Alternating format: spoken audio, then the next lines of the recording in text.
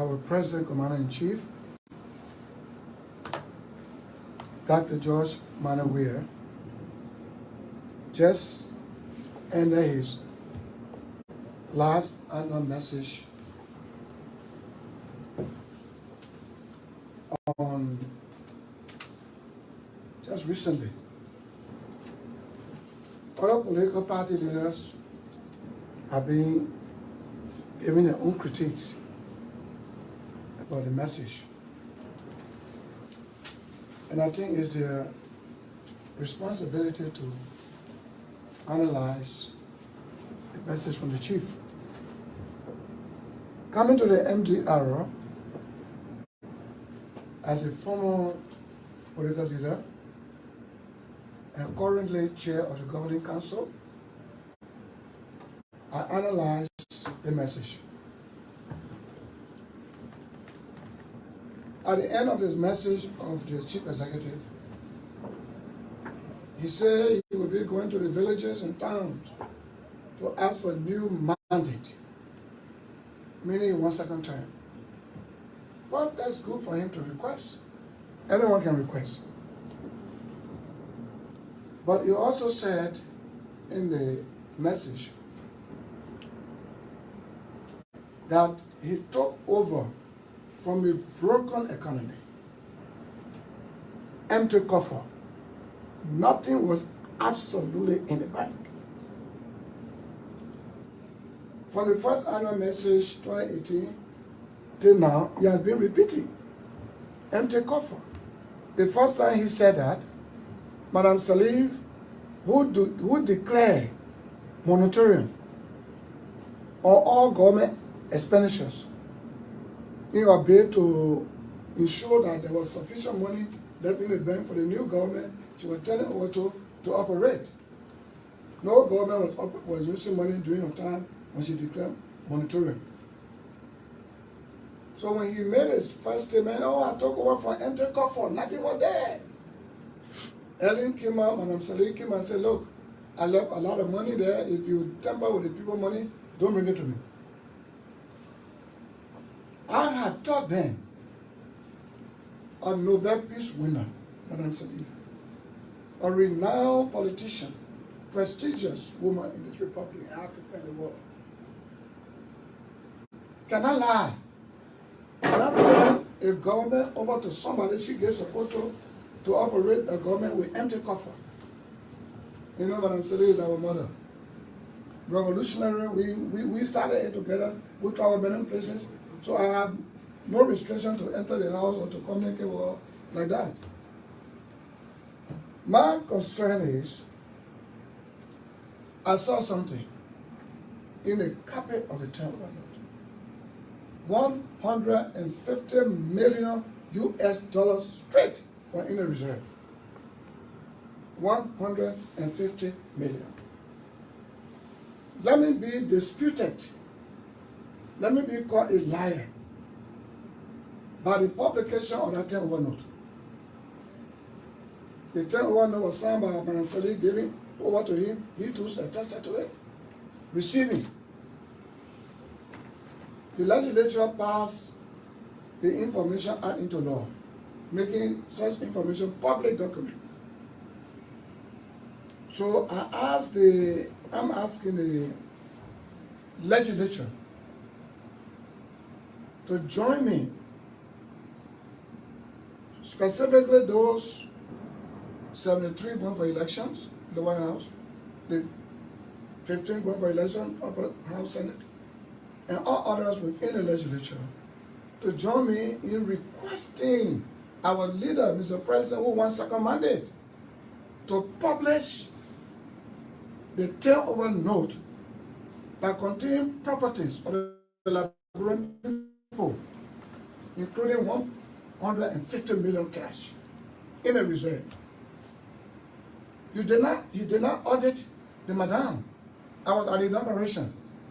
Right after the inauguration, the press came and asked me, Papa, you helped your son to succeed. What next now? I said, audit. We want to see audit. Let the Liberian people know what rather you took over from her to work with. That audit was not done. So how do you know the coffers was empty and so forth? However, between Ellen and the president, Ellen said she left so much in the treasury, and there's an open turnover note. He said it was empty. The best way to convince the Liberian people and all of us in the legislature and Liberians is to make available through publication that turnover note.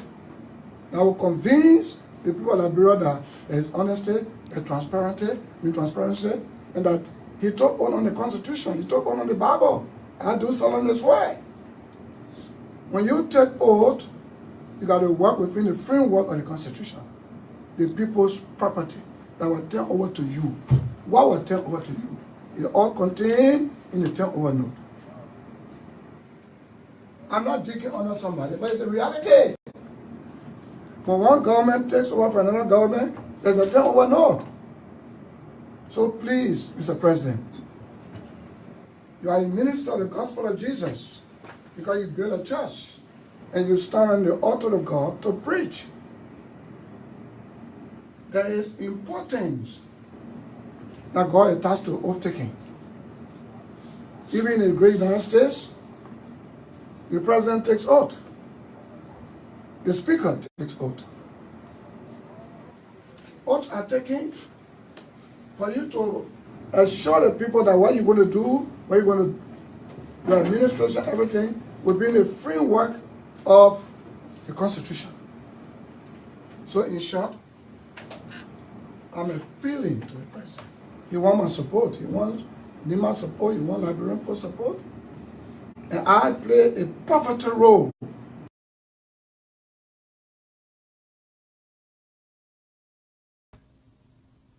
When you want to build a house, you should count the costs. Meaning what? Meaning, when I decided to put my life on the line with the great sons and daughters of Nimba to liberate themselves from the yoke of oppression, from the oppressive and diabolical regime, we were prepared for any eventuality. I'm glad that we are free. We are totally free. We were marked for total extermination, destruction of Nimba and the people. Now we are free. So whoever wants to bring World Crown Code to hell with you, go and bring it. I'm prepared to face the music. Now, don't stop embarrassing me. Go and bring it. Okay. Don't fool old lady with pray.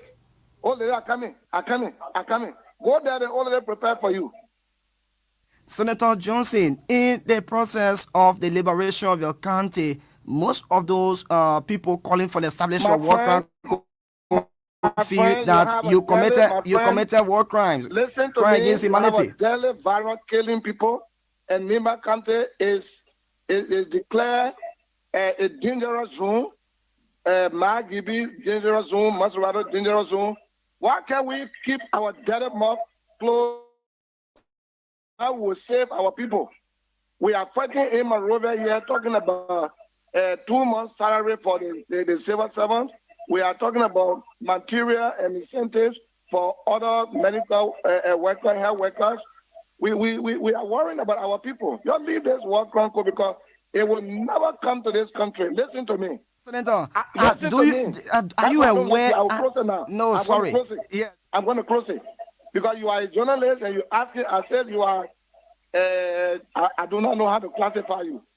Listen to me. I went to Japan, Tokyo. I went to Japan with Wale Duna and 2 other senators. That's about 2006. We went there to attend a conference of many major organizations from the world that organized the Rome Statute. The Rome Statute is the one that established the Hague that Taylor went to. Now, we discussed and brought that Rome Statute home to Liberia, and it was ratified by the Liberian legislature in 2007. In 2007, we established the Rome Statute, meaning Liberia is a member of the Hague. But our war was fought from 1989 to 2003. So the Rome Statute was ratified in 206 or 207. That means Liberia is not on the agenda of the Hague. Liberia is not part of the War Crime Court. It will never be, because our war ended long before the War Crime Court was ratified by the Liberian legislature. So if you don't know this, let me tell you, that is what is happening. Honorable Senator, those who are advocating for the establishment of the War Crimes Code, Well, are they cognizant of what you just explained? Those are people who go around. Those are ballot-driven people who go around advocating for War Crime Code. But I am telling you, as the most senior official from Nimba County and the father of Nimba County, there will be no War Crime Code in Liberia. The president of Liberia has no power to bring it, because our war ended a long time before Liberia ratified the Rome Statute that established the War Crime Code. So there's no War Crime Code. Those who are talking, they are ignorant people who do not know what to say or what to do. If this is true and the War Crimes Code will never come, why do your supporters allegedly attack those who are advocating? If you are a Nimba boy sitting down there, then you are very stupid as a journalist. Because if we didn't fight to liberate our country, you would have been dead. Your father and your mother would have been dead. You would have no country to be to. You would have no radio station called Nimba County Radio. So we fought to keep our people alive. Do you remember that they went to Lutheran Church and massacred people in Lutheran Church? Are you aware, you damn stupid journalist, that they brought 300 billion? Senator, you can't read insult. Senator, no, don't read insult. We are talking about virus killing people. Yeah, and but you're waking me up with prior knowledge. Yeah, I'm sleeping in my bed. Or one investor to this country. There is a rumor of misinformation that have been given to you, that the road you see that is being paved and tarred is a work of Judge Weah. That is a bloody lie. That is a bloody lie. Let me say this to you. What you cannot do for yourself, you can do for me. All the positions, the classical position in this republic, all the lucrative position in this country, he centralized it to the southeastern region. Everything, the big position, he gave Nimba County Post Office. Who is posting letter? He made Bangura deputy minister. Deputy minister does not go to cabinet meeting. What we signed, the document we made, the agreement, it called for 4 ministers to begin with, 4 deputy ministers to begin with, 5 assistant ministers to begin with, managing directors, ambassadors, and so forth. He denied us of all those positions. Apart from that, the metal steel, the iron ore belongs to government. Are you hearing me? The iron ore belongs to government. But the caucus arranged with Madam Salik and Joe Burger's government, Ambassador Burger's government, to ensure that what LAMCO used to do should never be done during the administration. LAMCO was taking the iron ore and never gave us anything. So we all arranged with the government when they did the MDA. And in the MDA, that is a Mineral Development Agreement, they put in there $1.5 million for Nimba County every January, every year. Mr. Joshua came to power. As I speak to you, all of our money that have been deposited in the central bank by Metal Steel, George Weah has stolen our money because the money is for us. It's not for him. If you want to take our money, why don't you have the mind, the guts to even appeal to us? That we're borrowing your money, we're going to use it and pay back. They stole our money and built houses, big houses, 49 condominium for himself. So the iron ore is going. Nimba County money, 1.5 million is going. How much does he have for us right now? He has $9 million United States dollar for us as I speak to you today. So as I was talking about this money, even the county 12, we were in this district, I talked about the money. I talk about your positions. He never pay attention to it. While pressing on and pressing on, then wonderful things begin to happen. They begin to kill the auditors. The auditors who got the records for the money they stole, they kill them so that the evidence can be destroyed. Then George Weah, I don't know whether he's a pastor. I love the Muslim. I love all religious people. But I know many years back, he was in Saudi Arabia. He joined Islam, and his name is Usman. How can Usman now open a church? He stands on the pulpit when he is not baptized. He stands on the pulpit to preach. He is not ordained. That makes me wonder. So one day he stood on the pulpit and he said, "My people of Liberia, y'all listen, oh. The dead body y'all saw in the car on Broad Street, they were making man and woman business. What a blatant lie." Gifty Lama was an astute Christian, a devout woman of God. She was not a prostitute. She left her husband home. They called her that night to bring all her records for review.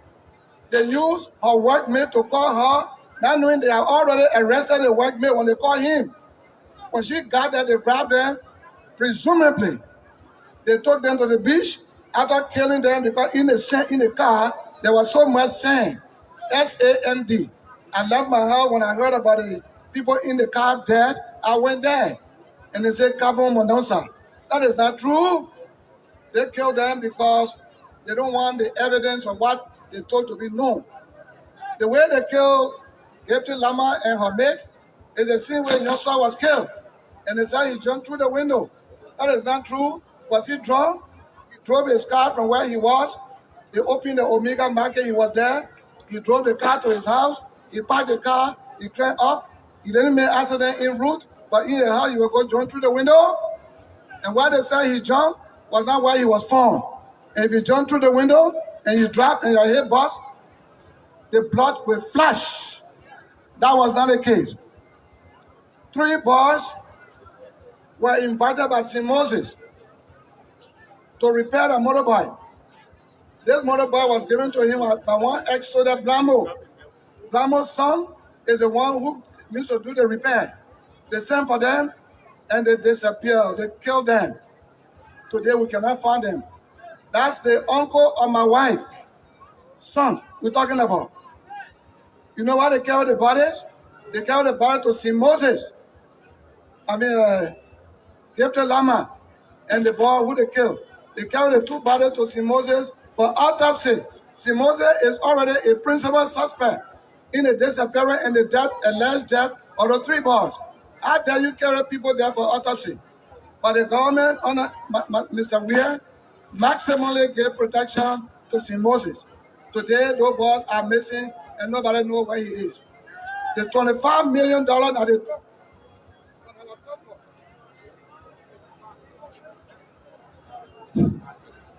I won't talk too long because of the time. But they killed auditors. The American government has already indicted George Weah-led government as being extrajudicial killers. This man. Thank you so much. Good evening, folks. Welcome this evening to BKS TV and welcome to the Heat Hour program here on BKS TV. On the Heat Hour, we say dialogue and not confrontation. We say words and not bullets. In tonight's edition of the show, we will be hosting the acting president of the Nima Kwado organization in Liberia. Her name is Madam Patience Ban. Madam Patience Ban will be our guest here tonight on the show, and we'll be discussing a couple of issues surrounding Nima Kwado too as well, and what they envision the organization to be in the next few years or months to come. My name is Junior Payne, the regular host of the show, and I'll be joined by all of the panelists here tonight. But as of now, I'm still the lone man right here. Emmanuel Gruza is watching us this evening. Emmanuel, welcome. Please help us to share the show with other people. Mario Kroma is also watching us this evening from Campley City, Nima County. Mario, welcome to us. Well, Yeleseva, good evening. Welcome to the show this evening. He's watching us from Chum Country. Abraham LBC is also watching us. He said, welcome, Madam President. And so the president is already in the back. Let's bring her on so that we can have a very great conversation here tonight. Madam President, good evening and welcome to BKS TV. How you doing this evening, man? I'm fine. Thank you so much. Thank you. And good evening to the listening audience. My name is It's Patience Naluman. okay. Patience Naluma Ban, welcome to the show. How you doing? I'm fine. Thank you. Thank you.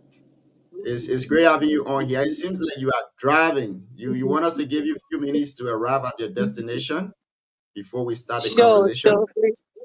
Sure. Okay, Um, let's do that. In how many minutes you'll be arriving? mm, that's it. 15 minutes. Okay, let's give you 15 minutes because we don't want you to get distracted while we have the conversation. So we'll put you in the Thank back, you. just be in the back, and after 15 minutes, we're gonna bring you on. Thank you so much. Great.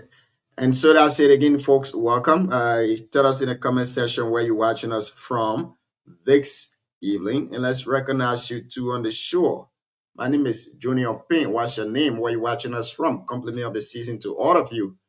Um, Emmanuel Grusian, he's watching us from Bonneville, Monrovia, Liberia. Emmanuel, welcome. Abraham LBC is also watching. Abraham, welcome. Clinton Wafia is also watching us from Campley City. Clinton, welcome. How is Campley this evening? Tell us what's the fever of the season from your end, Clinton.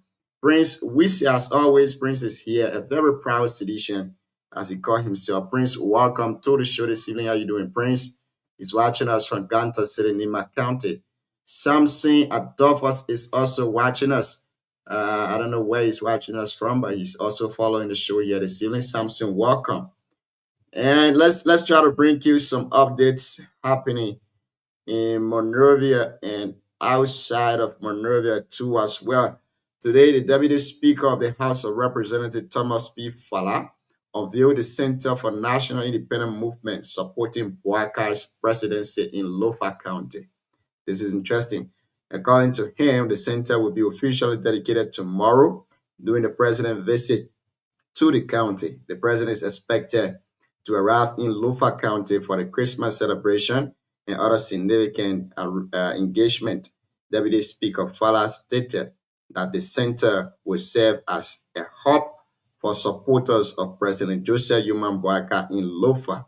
It is located within the city limit of Vanjama. He also mentioned that similar centers will be established in all of the 15 counties across Liberia. And so that's it. I mean, the Lofians are supporting this government with all they have, and indeed want to say is great. After election, all we need now is collaboration so that we can see the country moving forward. Jefferson Wogbe is watching us this evening from Evangelima City, Lofa County. Jefferson, you guys going to be having a president in Evangelima pretty soon. I think he might be on his way tomorrow. You guys going to have the president for the Christmas. Tell us, what is the fever of the season from your end?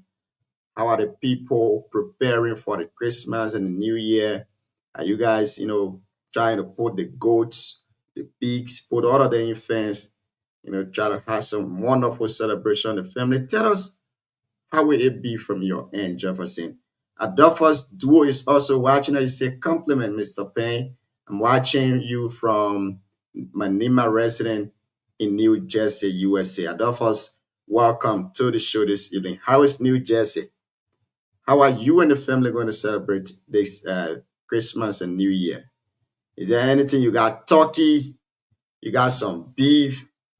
Tell us, man. Let's have some conversation in the comment section. Samson Adolphus watching us from Ganta City, Nima County. Samson, welcome. Big man Ezulu is also watching us from Bala. He said, good evening, my brother. My name is Emmanuel Bala, watching you from Ganta City, Nima County. Emmanuel, welcome. Samuel Sonkale is also watching us from Monrovia. Samuel, which part of Monrovia are you watching us from this evening? Let's bring you this update here too as well. This evening, the Liberia Electricity Corporation announced that President Joseph Yuma Boakai, this has already happened.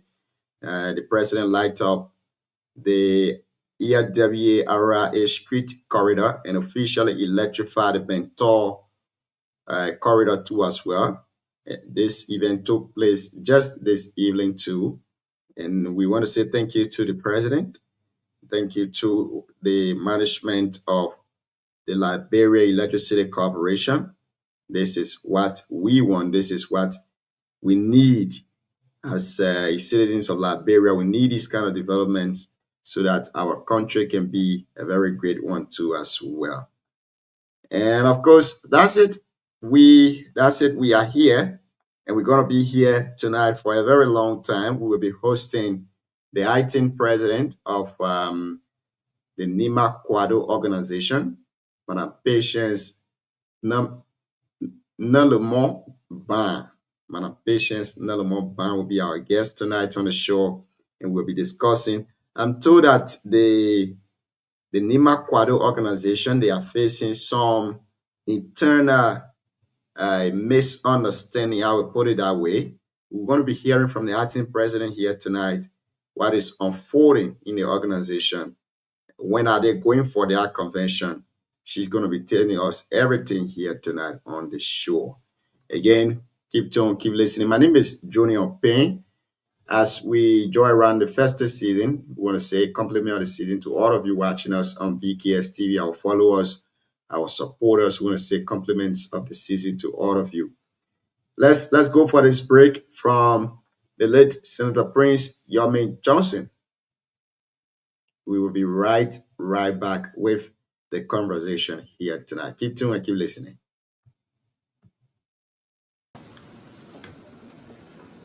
You are aware that our President Commander-in-Chief, Dr. George Manawir, just ended his last annual message on just recently. Other political party leaders have been giving their own critiques about the message. And I think it's their responsibility to analyze the message from the chief. Coming to the MDR, as a former political leader and currently chair of the governing council, I analyzed the message. At the end of this message of the chief executive, he said he would be going to the villages and towns to ask for a new mandate, meaning one second term. Well, that's good for him to request. Anyone can request. But he also said in the message that he took over from a broken economy, empty coffer. Nothing was absolutely in the bank. From the first annual message, 2018, till now, he has been repeating, empty coffer. The first time he said that, Madam Salif, who declared moratorium on all government expenditures in a bid to ensure that there was sufficient money left in the bank for the new government she was telling Otto to operate. No government was using money during her time when she declared moratorium. So when he made his first statement, I took over from empty coffer, nothing was there. Ellen came out, Madam Salih came and said, look, I left a lot of money there. If you tamper with the people's money, don't bring it to me. I had thought then a Nobel Peace winner, Madam Salih, a renowned politician, prestigious woman in this republic, in Africa, and the world. Can I lie? Can I turn a government over to somebody she gets supposed to to operate a government with empty coffer. You know, Madam Sele is our mother. Revolutionary, we started it together. We travel many places. So I have no restriction to enter the house or to communicate with her like that. My concern is, I saw something in a copy of the 10 note. 150 million US dollars straight were in the reserve. 150 million. Let me be disputed. Let me be called a liar by the publication of that 10 note. The 10 note was signed by Madam Sele, giving over to him. He too attested to it. Receiving. The legislature passed the Information Act into law, making such information public document. So I'm asking the legislature to join me, specifically those 73 going for elections, the White House, the 15 going for election, upper House, Senate, and all others within the legislature, to join me in requesting our leader, Mr. President, who wants second mandate, to publish the 10 note that contain properties of the Liberian people, including 150 million cash in a reserve. He did not audit the madam. I was at the inauguration. Right after the inauguration, the press came and asked me, Papa, you helped your son to succeed. What next now? I said, audit. We want to see audit. Let the Liberian people know what really you took over from her to work with. That audit was not done. So how do you know the cover was empty and so forth? However, between Ellen and the president, Ellen said she left so much in the treasury, and there's an open 10 note. He said it was empty. The best way to convince the Liberian people and all of us in the legislature and Liberians is to make available through publication that 10 note that will convince the people of Liberia that there is honesty, there's transparency, and that he took on the Constitution, he took on the Bible. I do solemnly swear. When you take oath, you got to work within the framework of the Constitution. The people's property that were turned over to you. What was turned over to you? It's all contained in the 10 note. I'm not digging under somebody, but it's the reality. When one government takes over for another government, there's a 10 note. So please, Mr. President, you are a minister of the gospel of Jesus because you build a church and you stand on the altar of God to preach. There is importance that God attached to oath taking. Even in the great United States, the president takes oath.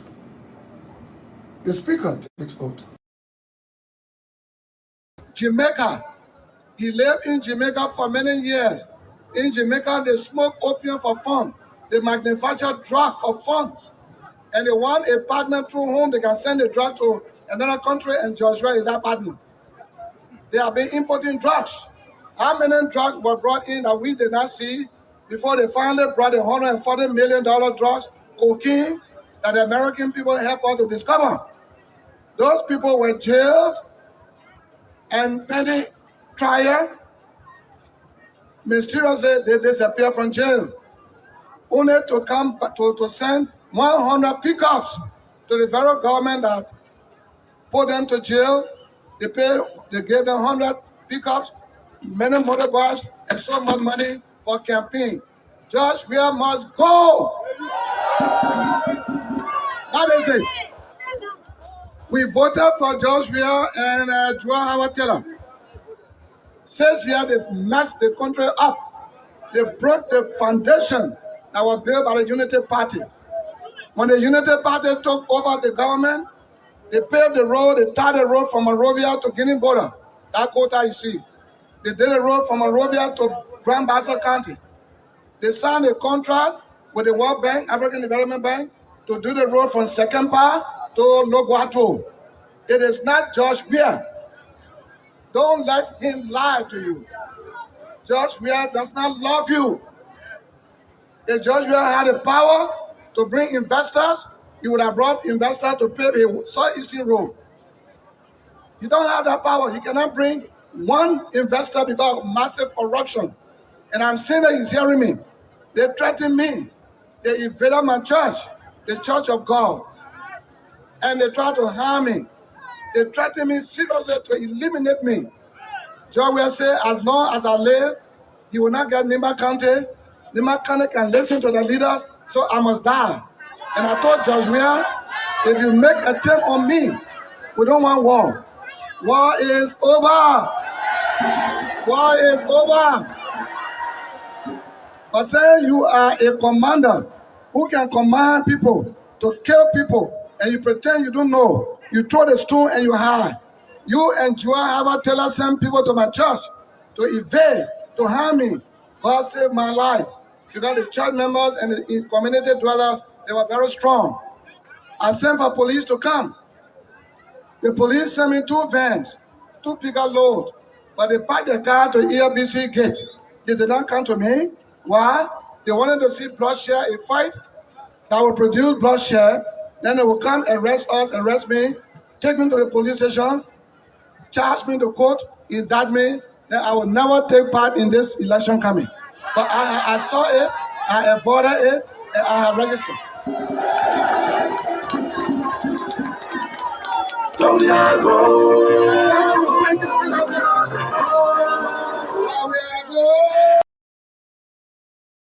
I have few concerns. HPX, whatever it is going to bring in 30 million to the budget. Maybe I forgot. Is there an existing agreement between the government of Liberia and this HPS regarding our rail, the usage of our railroad? And has that agreement been brought before this body for our legislative consideration? No. How are we including in our budget a source of revenue? Which source, which source has not been legal now been given with the practice and the process? HPX is supposed to be a concessionaire, and the concessionaire that is in the volume of the requirement that's supposed to bring it before the legislature for ratification. Have we done so? So we're taking more money, but we have not done the legal thing to bring the agreement before this body for critique and ratification or rejection. How are we taking people 30 million and then legislature in know how they exist? I need to know the answer to those.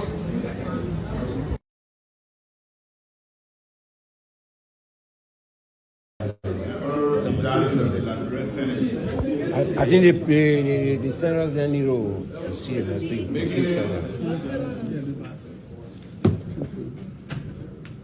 We are glad to report that the county of Nimba is steady, and like all other counties, is peaceful. The citizens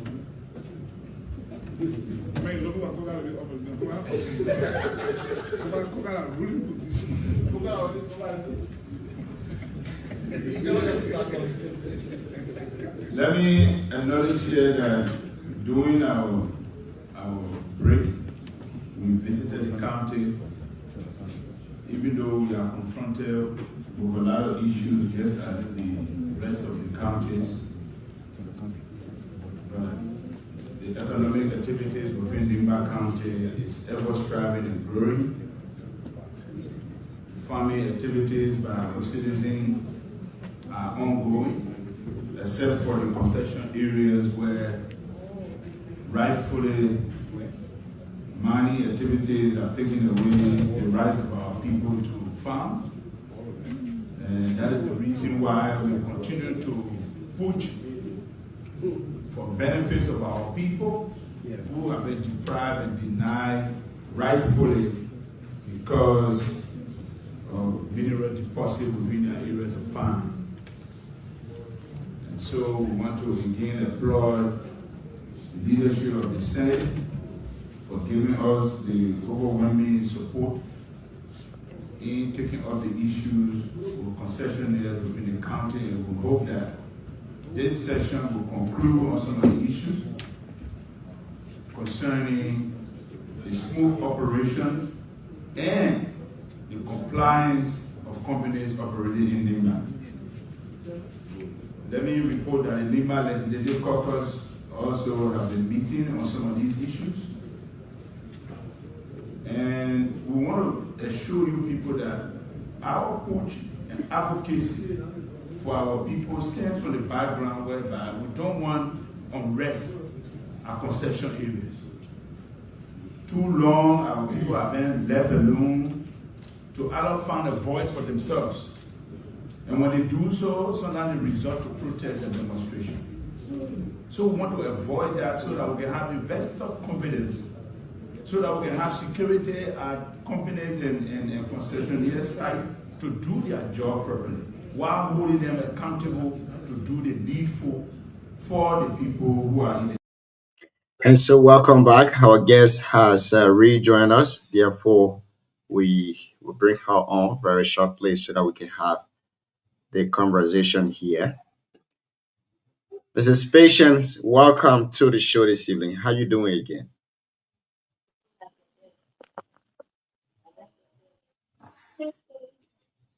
Madam Ba, are you there? Yeah. I'm here. Thank you. Welcome to the show. I think we've gone roughly 42 minutes. Let's just cut through the chase and go to the conversation, the heat of the conversation tonight, so that we can let you go early. Tell us your name, where you hail from, and a bit of your experience before we get to Nima Kwado. All right. As I said, my name is Patience Naluma Ban. I'm from both District 3 and District 4. My father from District 3, my mother from District 4. So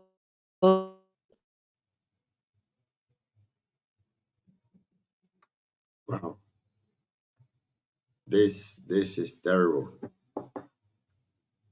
This is terrible. Again, folks, welcome to the show here this evening. If you are just joining us, you are listening to the Heat Hour program here on PKS TV. On the Heat Hour, we say dialogue and not confrontation. We say words and not bullet. In tonight's edition of the show, we are hosting Madam Patience Nolomon Ban, the acting president of the Nima Kwado organization in Liberia. She joined us here tonight on the show to discuss Nima Kwado in its totality. I'm told that they are supposed to go for their convention pretty soon. She will be giving us updates about the convention and what are those things that happens when they go for convention too as well. Mohammed Gewe is watching us this evening. Mohammed, good evening. Welcome to the show. How you doing, my brother? George Miaman is also watching us. He said, good evening, Chief. How you doing this evening? My Christmas on you. Mohammed, my Christmas is also on you. George, welcome. George is watching us from Ganta City. Saras G. Lai is watching us from Florley, Booyah District. Saras, how is Florley this evening? And let's try to read all of the comments here. Tell us where you're watching us from too as well. Jefferson Wogbe is watching us, and let's see what he says. He says, my name is Jefferson Wogbe, just from Foya District, Lufa County, and now watching from Vanjama City. Same preparation extended to that part of Lufa County, Foya, the hometown of President Joseph Yuman Boaka. Our guest is here. Patience, welcome. Are you hearing me now?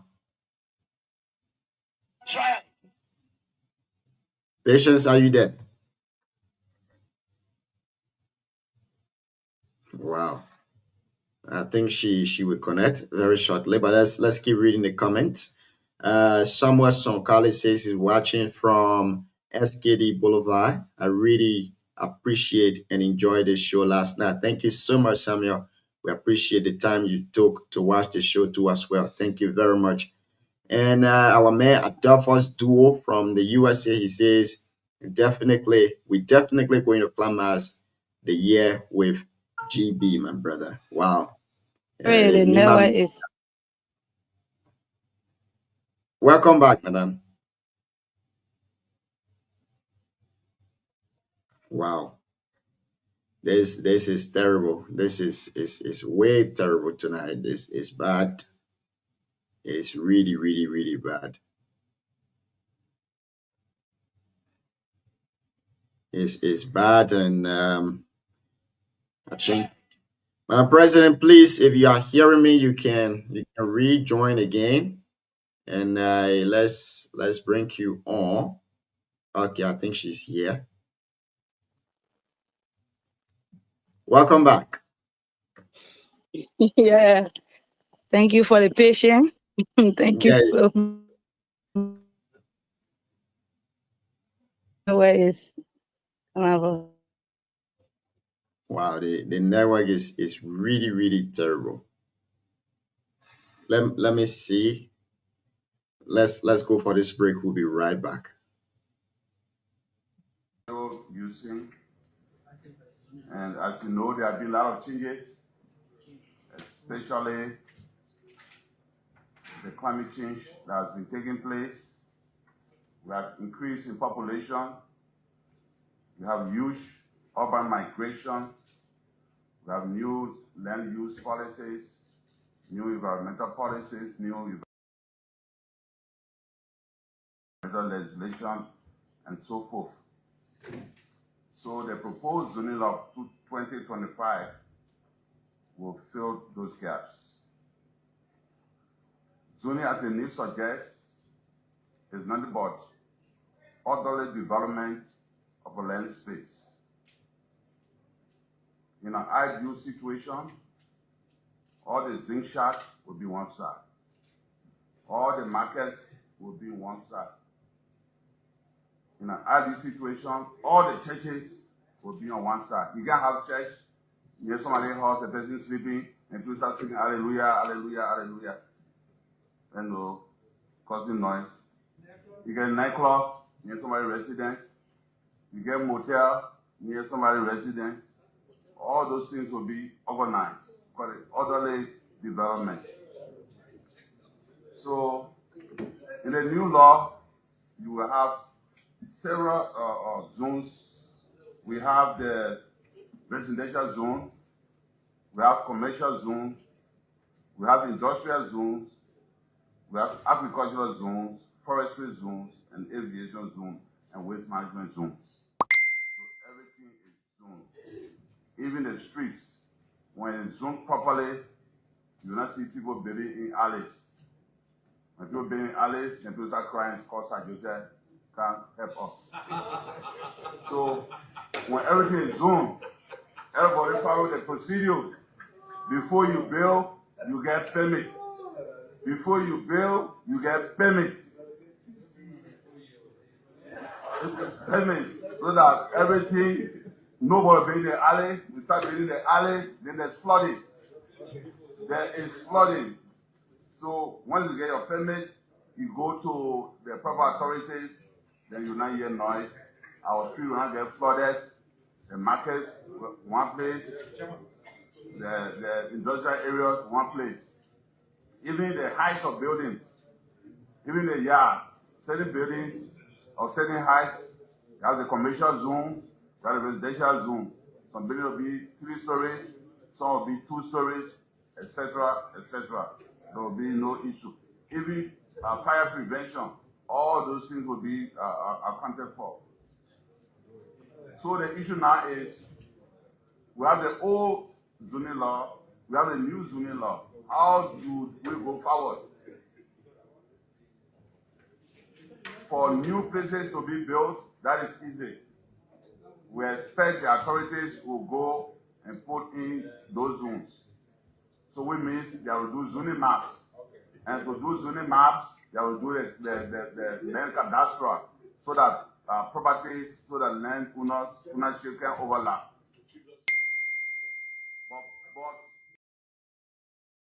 Very quiet. All of you are the press men assigned to the Senate. You observe my behavior, being very quiet. Today, I entered the Senate chamber. They were discussing about $25 million stimulus package and mop-up exercise. I sat down and I listened to every speaker. When Senator Dillon got up to speak, he talked about war crime court. War crime court must come. Looking at me directly. Then the pro tem said to him, that's not what we are discussing here. So when he got through talking whatever he wanted to say, he took a seat.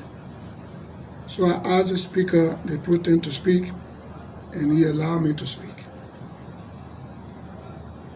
But gentlemen, I want Senator Dillon and Mr. Mo Ali, who spoke on Truth FM yesterday concerning this same thing, even went to the extent of mentioning me with Chris, one Chris on Truth FM.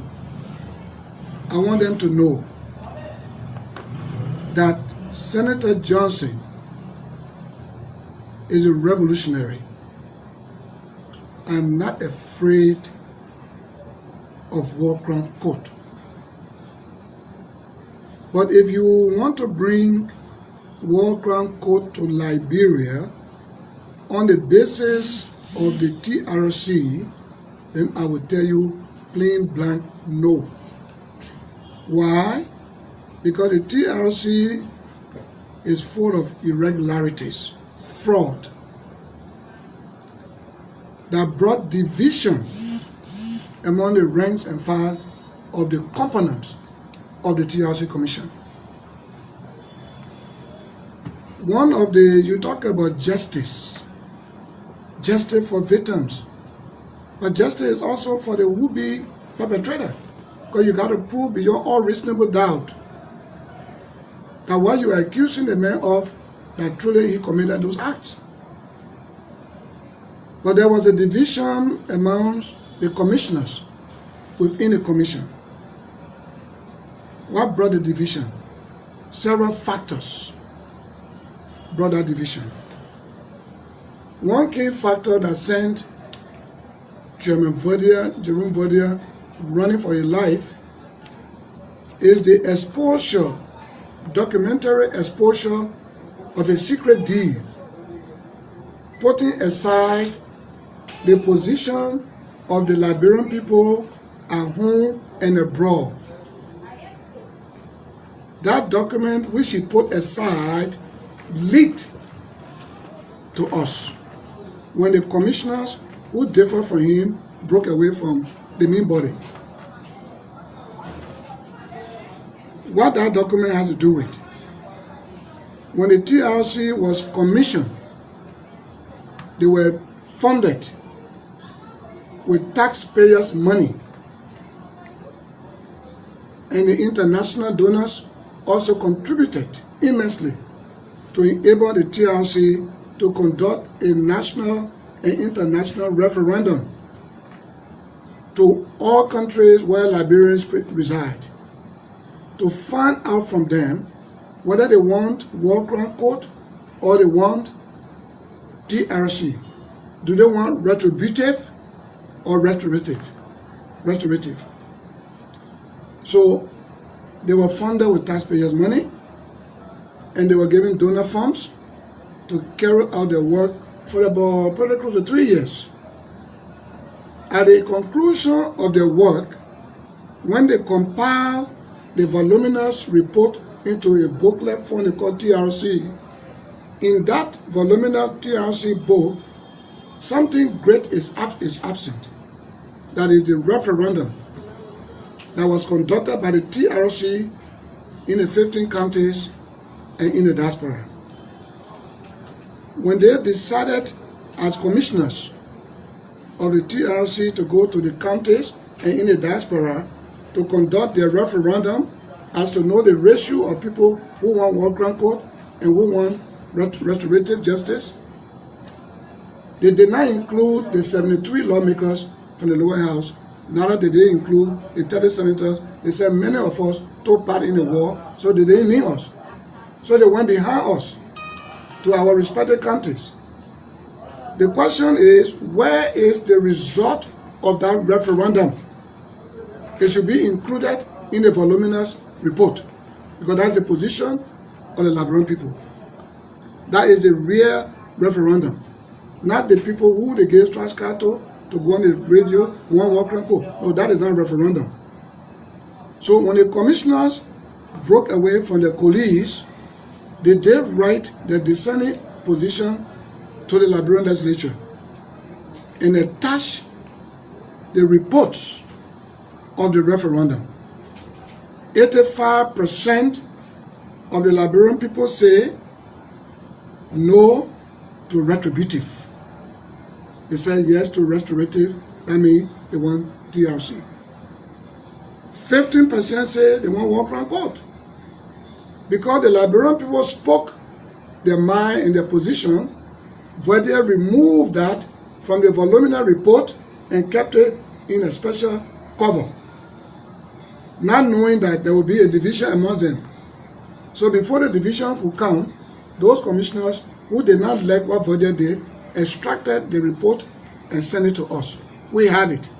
So justice was not done to the Liberian people whose money was used for the referendum at home and abroad. So it was a fraud. And again, you have Poebu, who broke away. You have Sheikh Afoma Cornell, who broke away. You have Dolope, who was the co-chair to Verdier, who descended from the group. You have Reverend Dr. Jerry Coleman on one side against Jerome Verdier, John Stewart, and Massa Washington. So where is the report? Where is the report? When the four that broke away from the group wrote their own incriminatory position statements, which I will call you on another day to bring all to you. Okay? So we're not afraid of World Crown Court, but if it has to do with the basis of the TRC, then it has fraud. It has fraud. And they know it. Why did the commission break into two? Why was there division among the commission members? Because there were fraudulent acts that were carried out that the other commissioners did not like. And they unveiled all the documents to the legislature, because I'm the oldest senator here by tenure.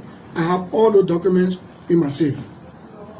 The American ambassador to the TRC also defected and wrote his own position. So the TRC was sent to International Human Rights Group, that is Human Rights Watch, Amnesty International, is in Library Congress. It's all over the world. Nobody around the world is talking about this. Only Liberians. When they take a tie, they do something, they just talk out of hatred or emotion or jealousy. Nobody is afraid. Dylan says they all the time and try to provoke me. I say, I'm the only man who fought here. Yes, I fought. Why did I fight? But I blood tested to fight? No. You all know the story about Nimba people. The people in Nimba got no arms. They are civilians. But for a government at that time to declare Nimba County as enemy of the state and deploy all deadly weapons, Moas or tanks to Nimba, when they declare you enemy of the state, you are bound to be eliminated. So they were slaughtering of our people, so we had to fight in defense. When the war is finished, we rebuild. When the war is finished, we reconcile and move on with our life. But if you want a World Crown Court, the way to bring about it is not to tease one person. not to provoke one person. You are a senator, Dillon is a senator rather. Put your communication on the floor of the Senate for debate, and then be passing the law to bring the war crime court. Then you have to repeal the first law that the legislature passed. I think the 23rd legislature or 22nd legislature, they passed that law for general amnesty. That would be a different ball game. But you cannot be teasing me, provoking me. And you who provoking me, you were with Taylor those days in Banga and in Buchanan. And Senator Lawrence, Yombi Kanga Lawrence, was with Cyril Allen. They all were there those days fighting with Berita. And you come here and try to teach me. So that's what I want to clear. I fought, yes, I fought. If you got any charge against me before the formation of the war crime court, go to the criminal court. Liberia has a criminal court, right? Go to the criminal court and sue me. Let me be summoned. Anybody in Liberia that got case against me from 1990, you feel I committed atrocity, take me to the criminal court. And I will appear. But the Liberian Senate is a house of elders. It is not good for us to provoke each other and leave national issue. He was talking about 25 million, about 25 days, that's good. But where was he when the $30 million disappeared from Noka and the former president said she was responsible? He never mentioned anything. He want justice, yes. Where was he when Harry Greaves was killed, allegedly killed, and they said he drowned? Kennedy Hotel area there. Then they found the body to the mansion. Can you drown, rob up fee, highway, then your body is found to the mansion? I don't know. That's a miracle. So there are a lot of national issues that happen here. He made no comment. But to provoke somebody like me, I'm saying to him, he should stop and do his appropriate document to the Liberian Senate for debate. Then I will now teach all of them, like I said today. I will bring the entire document from the whole TRC you may not have. I will bring it. I will make copy for all. There is no TRC book. That's why Vodia ran away from here. The TRC itself, let me say this to you, in our jurisprudence, if you are seen killing somebody with gun, you are in the less murderer. But the TRC from its beginning to the end, it say, I'm a murderer. We are murderer. I'm a notorious war criminal. So why you have stayed the news? They've already have convicted me. They are rendering me guilty. So what you need to do is to look for the jailhouse and put me, and not even talk about war crime court. All right? Then you praise Bodnike, Joshua Blai, who appeared before the TRC and said he killed 20,000 Liberians. Who were those Liberians? Nimbanians and the sympathizers with medicine. Then how many people did he kill with the guns? Say he was a battalion commander. He was a gun-toting man with a group. So if you got the power to kill people, 20,000 people with juju, then how many people did you kill? By the way, was the TRC mandated to acquit anybody? No, we were all invited to appear. And when you appear before the TRC, that's why I make it a book or document. When you appear before the TRC, the introductory remark from the chairman Vodia was, any statement you made here will not be used against you in any court of law. So we invite you to give your automatic story, your experience. So my experience about the word that I gave is what they taken to convict me. That's not wrong. That's against our law. That's why Poya Bull took this TRC to the Supreme Court. I have the ruling of the Supreme Court copy. Poya Bull took the Supreme Court, the TRC to the Supreme Court, and Vani Sharma also took the TRC to Supreme Court when they banned Ellen Johnson, my man, Salif, from running for 30 years. You're not a court. How will you ban people? You're not a court. How will you say I'm a notorious criminal? You're not a court. How do you call somebody a murderer? There is nothing like allege. Everything is murderer. Is that what our law says? No one is guilty until proven so through the competent court of jurisdiction. So if you bring in a TRC, I mean a war chronicle on the basis of TRC, then it's condemned. You got to start all over. Okay? Through whatever media or through whatever instrument you can use to establish a war chronicle away from the TRC, so be it. But we are after development, and you can see my handiwork in Nimba. I'm for peace, I'm not here for trouble. But since Mo Ali also attacked me on the same thing on the radio, I text him. I said, you got to read the history. You got to do research before you talk. Okay? And he texted me back to say, I understand. So if that was you plan to do the one I was supporting Nimba, nobody, Liberty Party, Unity Party, will never ever get one support from Nimba. We always support George Weah. Okay? Because George Weah is a man of peace. Alright? The Congo people stole our money, Bay House, Pin Avenue, Broad Street, America, all over, or because they bought Bay Party House here. So it's a role. Then you call me criminal, right? So the role and the criminal will connect to support each other. Now I'll tell you, Nimba County will never, they already heard what happened here. It's on the Facebook. They will never. And so welcome back, folks. Welcome to the show this evening. Mr. Zua Watson, good evening. Welcome to the show. How you doing, Chief? Yeah, thank you. Thank you. Thank you very much. You join us here tonight from the angle of Nima Kwado, or are you there? Wow. Are Sorry, you hearing me? we had network challenge. Yeah, are you joining us I tonight said from thank the you. angle? Are you joining us from the angle of the Nima Kwado organization? No, I'm not part of Nima Kwado, but this is not my first time joining the show. So Oh, I was okay. like, Welcome, Chief. Sewete, good evening, welcome. I'm a son of Booyah. So Well, I sometimes come on the show. yeah, welcome to the show, Chief. Sewete, welcome. Thank you. Thank you, Junior. I mean, I beat me. You So hosted. How about Chief? Okay. Let's hear you. What's on your mind this evening, Sewete? Well, I mean, it's a good show. It's a good day. You know, for our country. First, we want to congratulate the people of Nima, our boss. You know, our team got qualified to Morovia. So I think the guest is available. Yeah, so I think the guest. You are muted, Gio.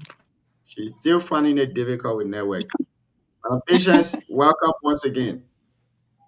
Thank you. I'm still finding way to join the show. Oh God.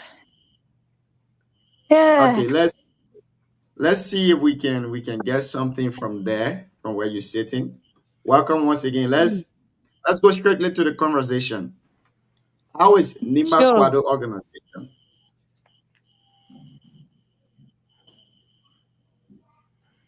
Wow. Hello? Are you hearing me? You coming in broken.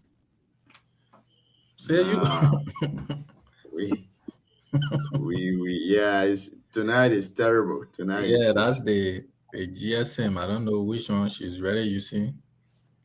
I even switched to orange right now and still facing the same challenge. Yeah. Are you hearing us now? Is it okay? Is it much better now? I mean, she's coming out. It's just that she's not getting us. That's another thing. Patience, are you there?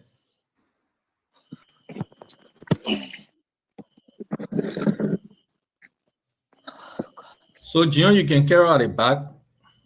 Then she rejoin that while we're doing our analysis.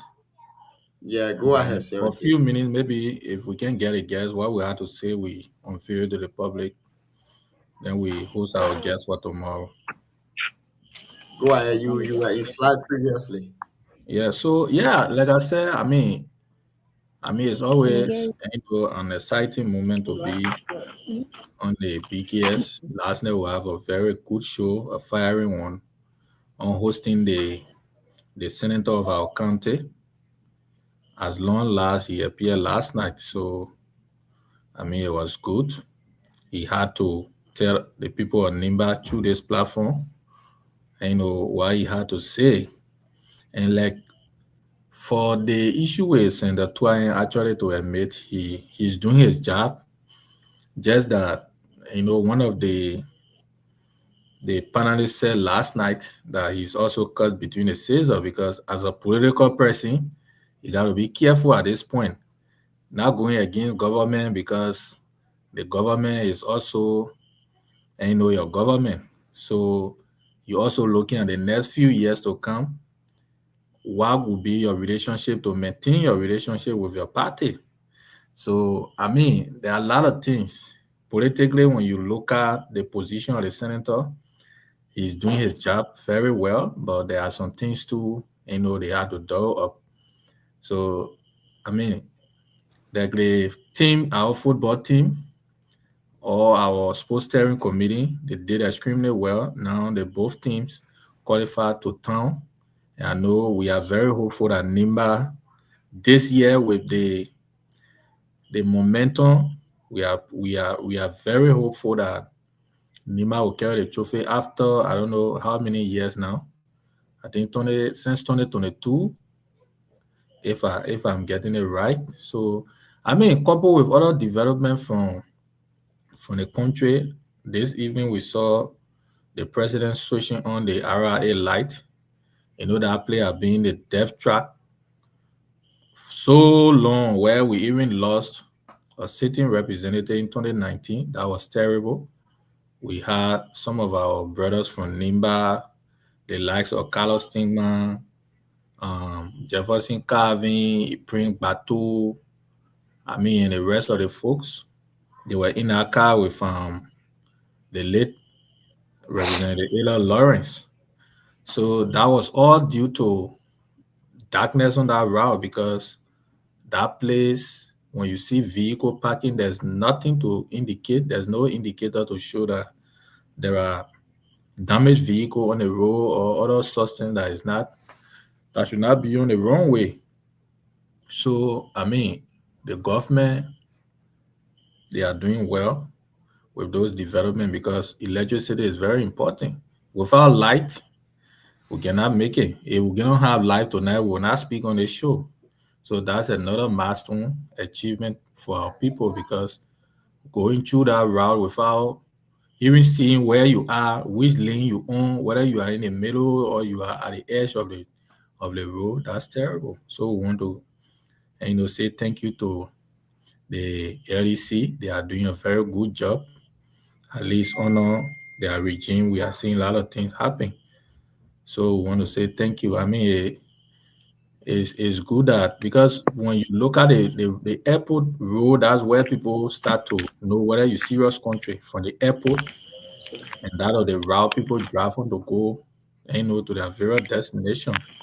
So when it's not in order, people we get to understand what really are they coming to do because where you don't even have electricity to know where you're even heading at that point, you will get to know. So at least Ministry of Public Works and that LEC, they are doing their best. So it's a good time and it's good for our country. Thank you. Thank you so much, man. Larina, good evening and welcome to the show this evening. Let's hear you what's on your mind, ma'am. Good evening to all of you. Good evening to our listeners and followers on Facebook and YouTube. So I would like to start from the show last night.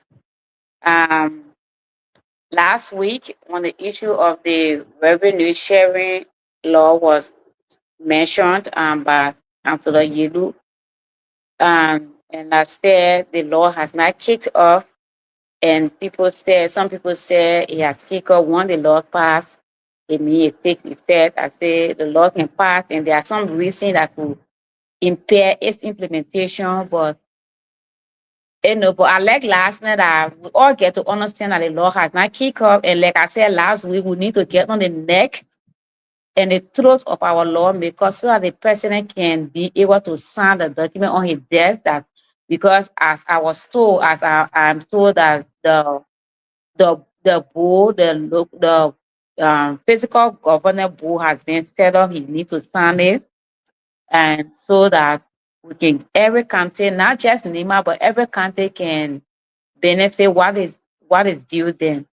And another thing again, we saw last week, I think last week, Thursday or Friday, the president made his first appearance, like to interact with the citizen on the radio. And he said a lot of good things, but something that he said that that I really want to talk about is that he said he's not a businessman, he's not a politician at all, but he said that the vice president is a smart businessman and he has been putting him in charge of things and those things have been working for them. So I think it's a good thing that he has that confidence in the vice president. And I also think it's a good thing that the vice president is being able to execute those things that the president had put in his care, because we know the duty of the vice president at our constitution. So, and thank God he's not packing his son, he's putting him to work and to work for the Liberian people.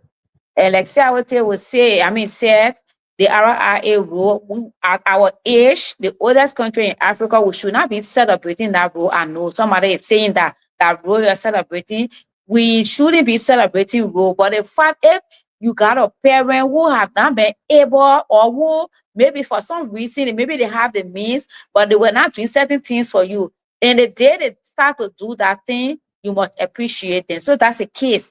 We know we are old. We shouldn't be celebrating light on our airport.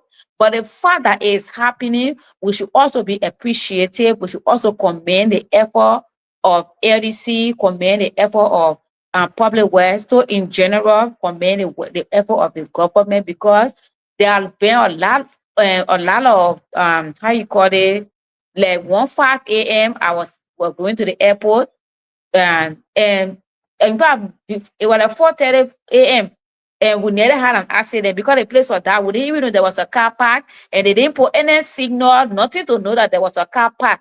So having light on our road is good for security, is good for road safety, and a lot of things. I just want to commend the EDC team, public works, and the government in general for achievement in that area.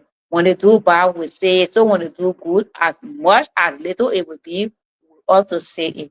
So hoping that Kwado acting chair can come on so that we can discuss and hear what she brings to the table as the acting chair of Kwado. Thank you.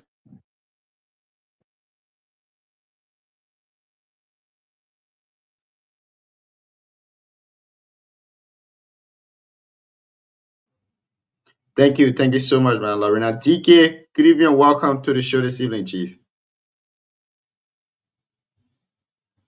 Our guest is having some network problem. I don't know whether she will join us here tonight, but since we are on the show, we can throw it out. Can I call her on WhatsApp to see if she can? Yeah, try. Let's see. Because actually, where she said, myself, when I go to my place, Johnsonville, it can be terrible. Like one of the reasons why I have not moved there, the network being there very hard. Yeah, try the WhatsApp too. Let's see if she can join let us. me call her. That won't be bad. Yeah, again, folks, welcome to the show this evening. Welcome to the Heat Tower program here on BKS TV. Yeah. Yeah. Oh, okay. So let's give you the floor, Siawate. Let's give you the floor while we await our guests to join us. Yeah, I mean there are trending training issue mainly in our county, you know, is also important. While it's true we have the businessman here tomorrow to discuss the business climate, how it is in Nimba and the issue of the electricity. I think when he speak, we'll also invite the PRO and the manager too, maybe by Wednesday. So the situation in Yasuno where one of our citizens, the former representative Kennedy Honorable this big brother Roosevelt Dan, you know, regardless of politics, he's also helping his people, and he built a clinic there. But then, according to information from the from the pro forma from the pro forma they gave him for the installation of those electrical material on the building, including the transformer, went up to 27,000. So I mean, it got him shocked because after all of those expenses, and then Jungle Water, who is the service provider, is telling him to provide 25,000. So I mean, it got him amazed until people who even went to the Is program. it United States dollars or Liberian dollars? 27,000 United States dollar. I think I will send it to the chat room so you can see. And today, Yeah, Jungle so Water. patient is on. Patience, good evening and welcome. Thank you. How you doing? We are doing wonderful. Welcome to the show. You will be joining us via WhatsApp, so I think we can just have a brief conversation there. Let's get to know, how is the Nima Kwado organization?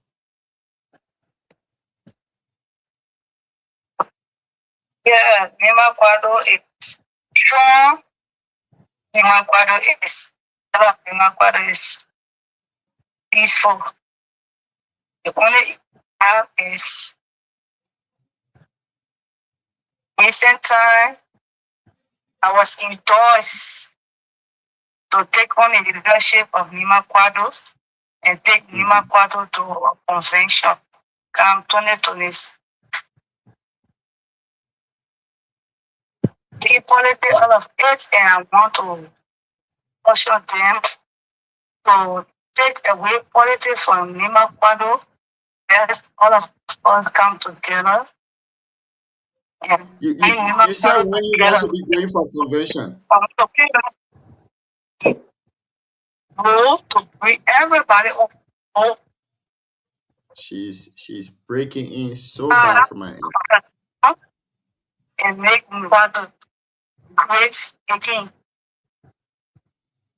Yeah, so Lorena, patient, and the host were asking you when will be the convention. The convention we plan what is supposed to be December of next year. We want to do a voter roll to get identification card for every member of the Nima Kwado. Have to go for of the constitution. Then so that's what we're working on now, and we are calling on everybody to join us in the process, the elders, the women, everyone to join us for us to make Nima Kwado to be one as our name is. We are one. So those who don't know Nima Kwado, those who don't know the organization, do you care to give us a little background or a little history about Nima Kwado, and how did you ascend to the position of acting president? Thank you very much. Nima Kwado is a civil society organization. It's been in existence for a long time, but it has been a way that every designer, wherever they find themselves, they just put themselves under the help of Nima Kwado around Liberia, every part of Liberia. So we have segment, sector everywhere. So it came a time When our late godfather, Honorable Singh, we so rest in peace, fellowship to bring order together to have a single body that will cooperate everybody and have a one Nima Kwado. We joined the fight and we started recruiting everyone to come on board. And that's how Nima Kwado have been operating. We are for peace, unity, and development. For my sentence say I was just 7 in Nima Kwado, a treasure, a national treasure in Nima. They are very diligent. But Nima Kwado leadership been weak, and the other member see the need that Nima Kwado is down. Nima Kwado is going down. So they decided that they need somebody to steer themselves on Nima Kwado, to take Nima Kwado to convention, at least to bring life into translation. That's how they endorsed me. Women, sector leadership, sector members, women, youth, and so. So, what led to the previous leadership that you succeeded? What led to them being removed?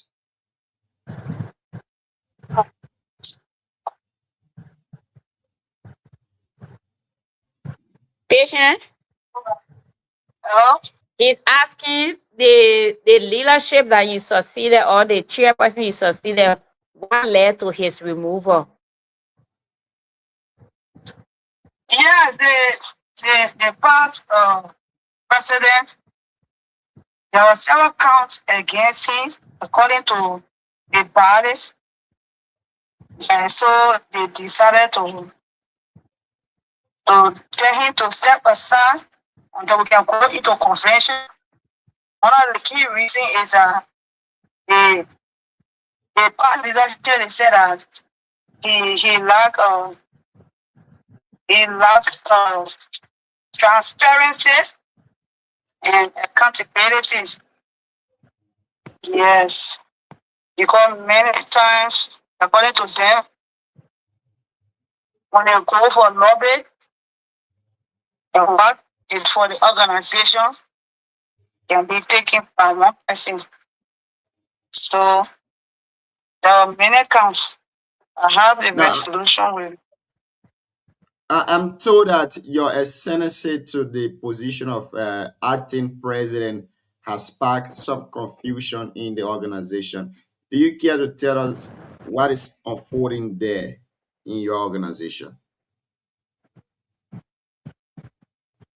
Yeah, for me, I was not even thinking of this position because they've been asking me long ago and I rejected this offer.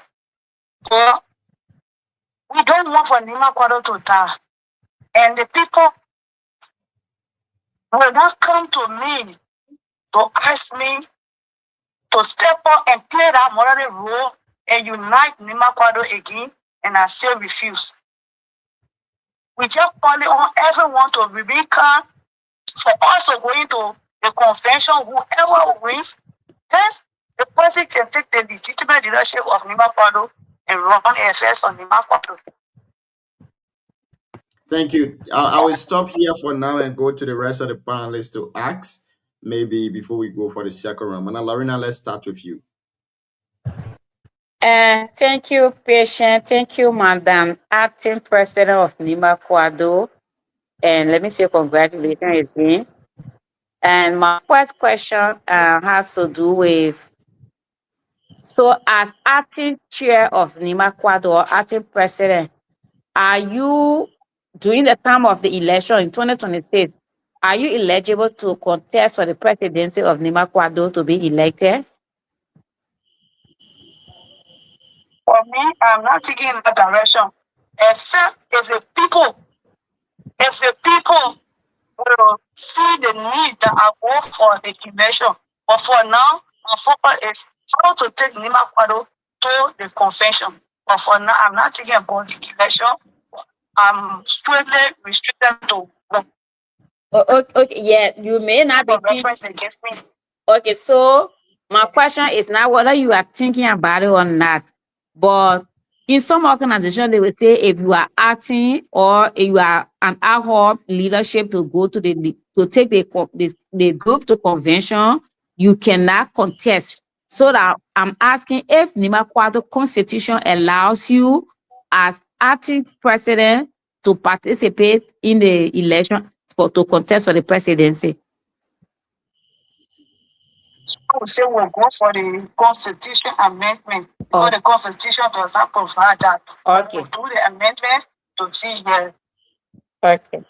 So then this will be my last question. So you said the group said one of the cons was lack of transparency and accountability. And you were the national treasurer for Nima Kwado. And when you're talking about transparency and accountability, it has link with finance. So can you also prove that Mr. Fangalo leadership lack transparency and accountability? Is that something that you can prove as a financial person of the group? Or you will only quoting the group? What a group thing? See what they put on the paper and they give to the resolution, the counts that they have against him. I'm quoting the counts. Okay.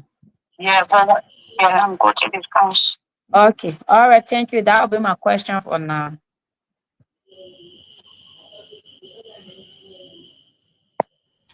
Thank you. Sarah, I think you can go ahead because the host is not there. Then after you can be our brother. Yes. So what I also wanted to understand from the acting president, I don't know the current status of the entire leadership. Is it only the presidency that will dissolve or the entire leadership? Because I heard from her she's the treasurer.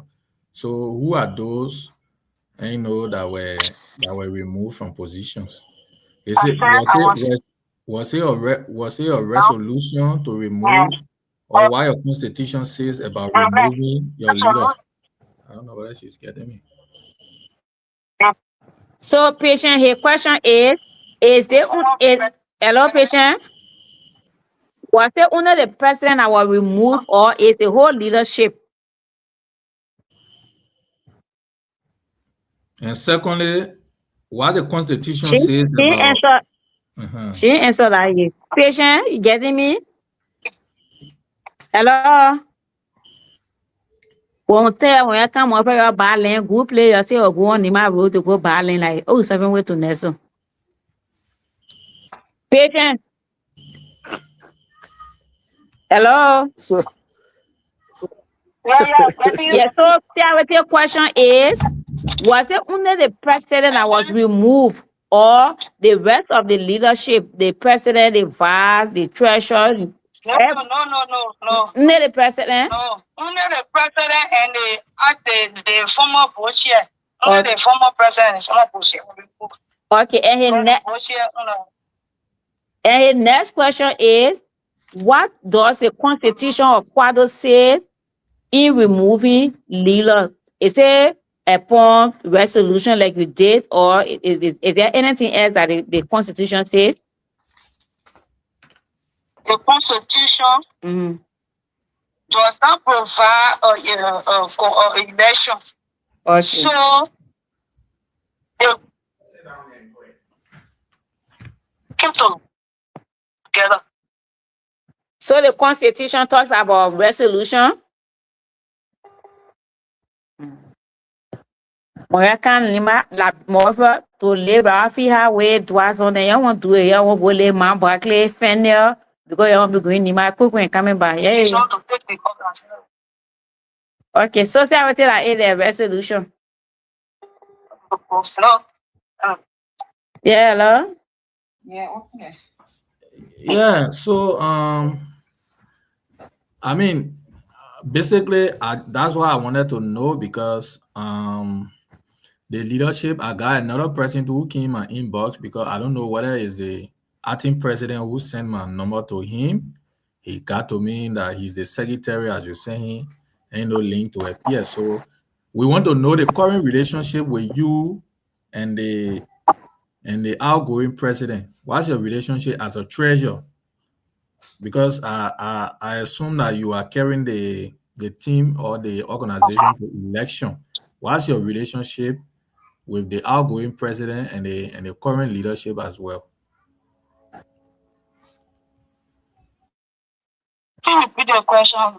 He's saying, what is your relationship with the outgoing president and the rest of the leadership as the chair who is acting chair who is taking the group to convention? What is your relationship like with them? My relationship is cordial because the person we're talking about this person to this position. So it was not something that, he myself, robbery or something. No. It's my brother. We all are, they are not of what happened. Nothing. No robbery.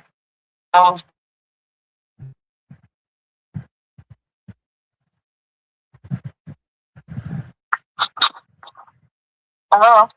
Yes, hello? Hello? Yes, hello? Yeah, so, yeah, Sarah, did she answer your question? She said, she even helped to make him president, Hello? and they are not on anything, they're rivalry, and they have cordial relationship.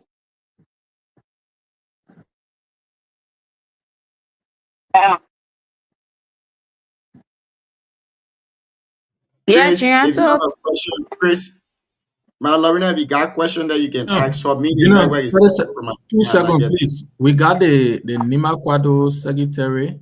I think he's joining. DK just got to me, so just connect him. Maybe he will unveil some of this information if a network for a few minutes, then we can get off. Yeah.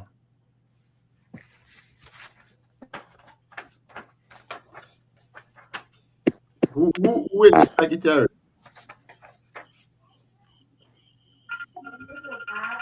I think this is Emmanuel guy, right?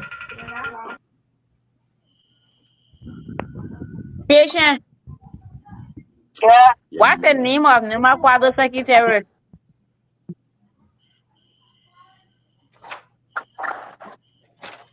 Huh?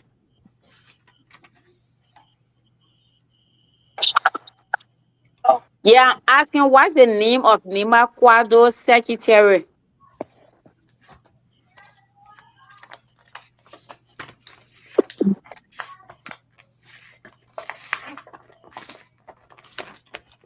So say Lorena. Emmanuel, welcome. Please unmute yourself. Let me say thank you to Sis Lorena. I'm the Secretary General of the Nima Kwado National Youth Congress Republic of Liberia. So I'm not the National Secretary, but I'm the Secretary of National Youth. Okay. Yeah, that's what I know. That's what I'm asking patient to make that disclaimer or distinction. Yeah. This is why I remain quiet following. Joseph is one of the terrible competition in Monrovia with the network condition. Welcome to the the Secretary Nima Kwado Liberia. Let's So get let to me say know you welcome. introduction by yourself, and before we go to the conversation. Well, I'm Emmanuel M. Guzen. I hail from District Number 5, Glade Newtown. I live Broadview, District 17, Moserado County. And I'm the Secretary General of Nima Kwado. Students at the University of Liberia, reading public administration, major sociology minor. First of all, I'm a junior student at the University of Liberia. Have you been following the activities in the organization of late?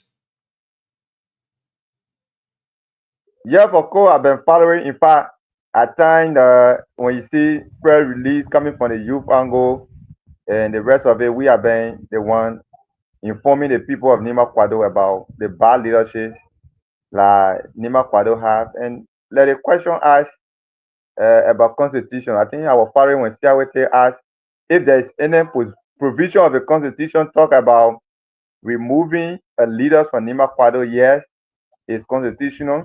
And one thing that we all should understand is that the constitution of Liberia is clear, that talk about Article 1 talk about the power is inherited in the people.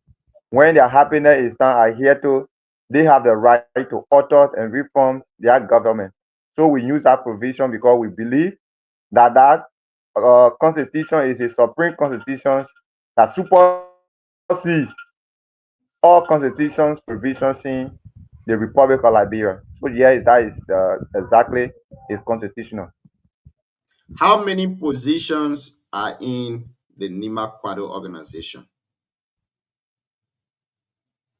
Per the constitution arrangement of Nima Kwado, we have 9 executive positions.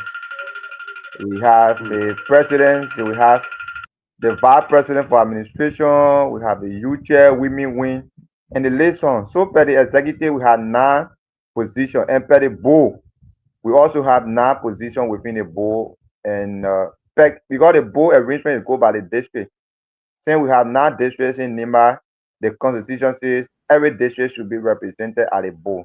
So for the fact, we had 9 board members.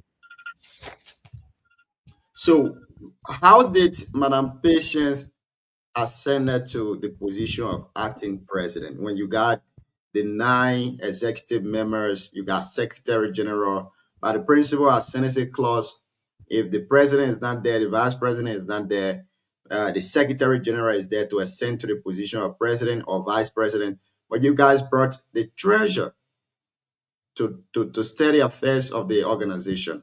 How did this happen? Thank you, John. Let me say thank you for that question.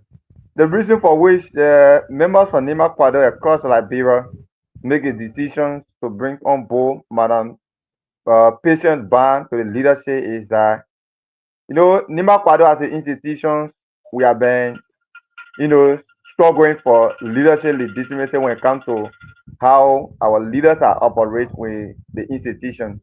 For the past, I think if we all been following the activity of Nima Kwado during the 2023 elections, the former president of Nima Kwado, Mr. Aziz Dan, took the institutions to CDC, but then, based upon the decision made by the former president, he was suspended and expelled later from the institutions. This is how, but then the board that constitute 9 members were, because the constitution also provide that just by the 9 members of the board should have a quorum to make decisions and make business for the organization. So they appointed Mr. Fangalo as acting president to take out the convention since 2023. And from there, after his appointment as acting president of the institutions, Nima Kwado is here to say go for conventions that we, the member of the institution, will legitimize the presidency when it comes to the position. So for that, why were the I don't know whether some of you guys have read it. Emmanuel Akami, I don't know whether some of you guys have read it.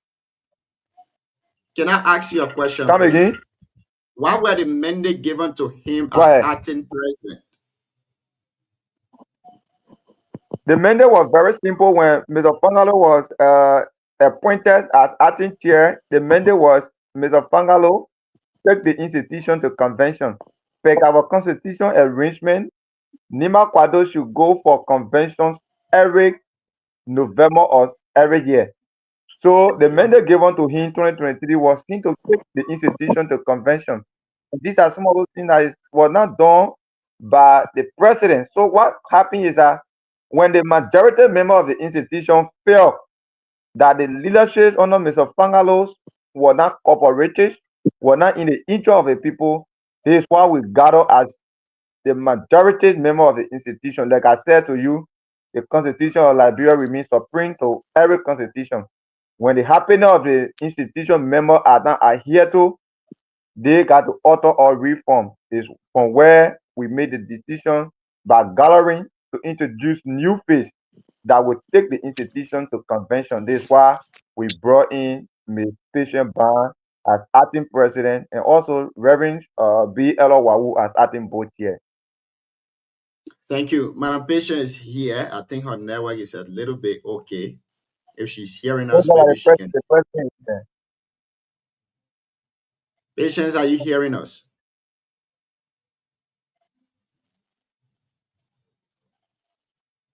Okay, we will go back to Emmanuel. I'm following. All right. Well, welcome again. I think this is now a really interesting part of it. You are given the mandate so that you can carry the organization to a convention. Can you assure the members that you will execute this mandate timely? Because what I gather from Emmanuel right now is that the reason why the former president was removed is because he didn't execute his mandate in the time frame given to him. How different will your acting leadership be as compared to your predecessor?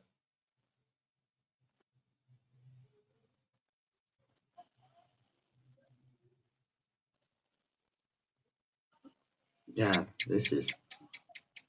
So I will stop here. Siawete, Emmanuel is here. You can ask him your 2 questions if you have.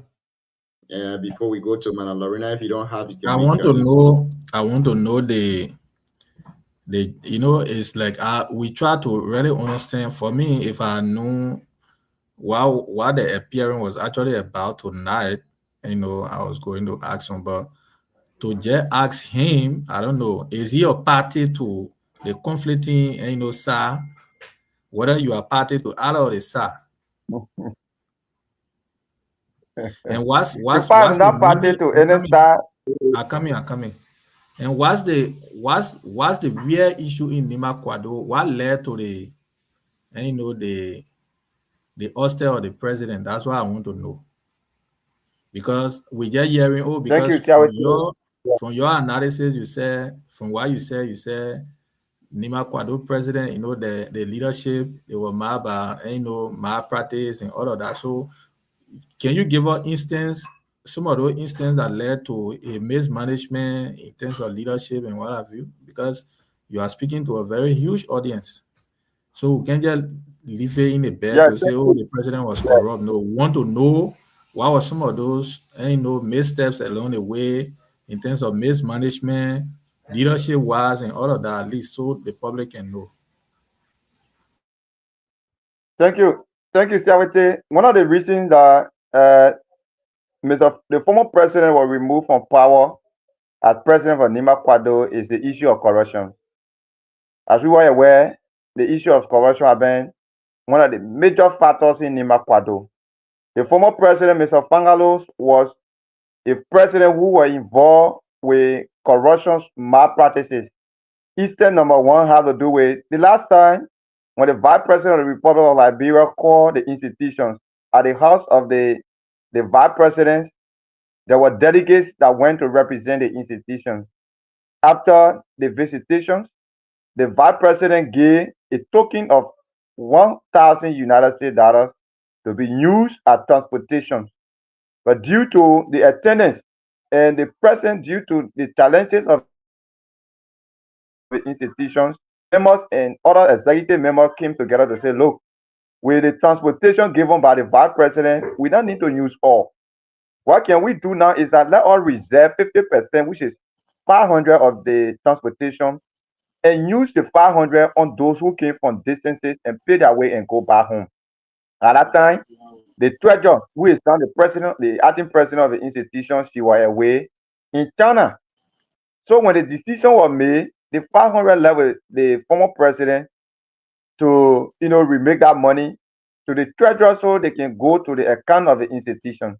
When the money was given to Mr. Fangalo, up to date, up to now, there's no accountability when it comes to the issue of how the money was used and where the money is being kept. Up to now, nothing. Then the second aspect of it is also the issue that has to do with the copy of the Constitution stealing. The former president, was also in the habit of stealing the constitutions of the organization single-handedly, instead of setting up a committee that will be able to steal a constitution. So after stealing, then they be able to give report to the body or to him, So he, as a president, can have the oversight responsibility to audit whatsoever financial malpractices that may occur along the way. But the president single-handedly handled the issue of the constitution study, and up to now, there's no accountability. Another aspect of it is that Nima Kwado as an institution will cut across the 15 countries.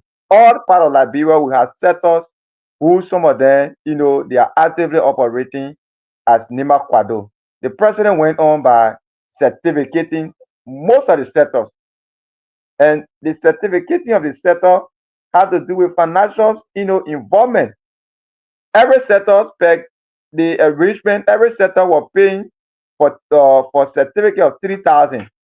So when the money was collected by the president was the only person who collect, who do the expenditure, do everything. We said no, we cannot have an institution that have every lieutenant available working in the institution. They will have one person who is the president and trying to make the institution, I hate to say, is a sportsmanship. We said no, we cannot allow that. Then the more one that get to the members, the more one that get the corruption issue that got to the member was the issue of the president, the former president, getting involved with collecting funding from ADICA and dollar membership form. And up to now, those funding that were collected by the president, there is no accountability. So these are some of the things that we, the member of Nima Kwado, especially the majority member, will decide that, look, we cannot run an institutions where the local person cannot have opportunities in Nima Kwado. Nima Kwado is a bigger organization. The fact we concern is the only organizations from Nima County that is in every county in Liberia. If you go Bapolu, if you go Lofa, if you go Banku, if you go any part of Liberia, we have Nima Kwado, they are operating. Can we afford to have a corrupt and wicked leader? We say no. This time around, it's time that the members within Nima Kwado stand out against corruption. These are some of the reasons that led to the removing of the president and that board. The issue that had to do with the board here of Nima Kwado, the former board chair of Nima Kwado, were also involved with what we refer to as conflict of interest in the organization. He's a vice chair for a new organization established by Honorable Makenege Tingma called Nima Solidarity Movement for Unity to protect Honorable Vice President Kom. We are not against the institution to protect whosoever politician they want to protect. But the fact here is we cannot have a board chair who is the acting board chair of the institution also involving himself into another political arrangement. If that happens, that is conflict of interest. We said no, the young people, the oldest, and the settlers member of Nima Kwado, we said no, we cannot afford to have such a person serving as board chair for Nima Kwado. They stand either in choose Nima Kwado or the Nima Solidarity. These are some of the things that led to their removal when it comes to how we brought a new leadership to power.